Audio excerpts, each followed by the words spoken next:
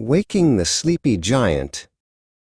The city of Delhi was meant to be painted in 1,000 bright colors, the marigolds, the bright saras, the turquoise domes of ancient tombs.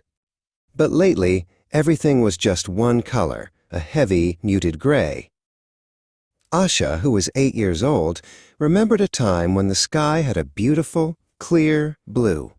She remembered feeling the crisp morning sun on her face. Now, the sun felt far away, like a dull coin hidden behind a thick, dusty curtain. Her Dadi, Priya, was a storyteller. "Asha, Mary Bachi," Dadi would say, "the gray is just a sleepy giant.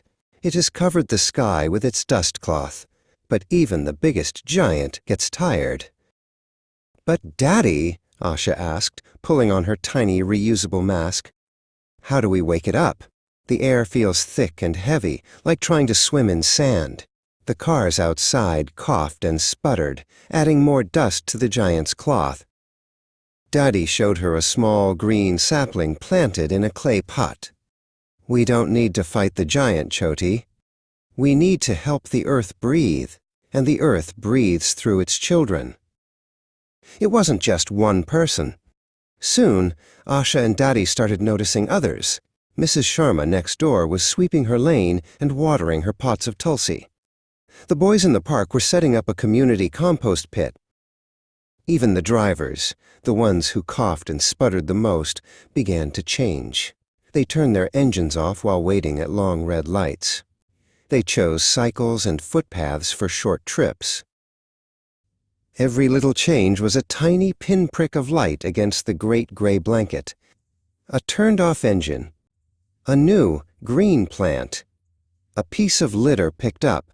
A small, gentle push, push, push. And then, one morning, Asha ran to the balcony. She took a deep breath. It wasn't the crisp, clean breath of summer, but it was lighter. She looked up, past the gray.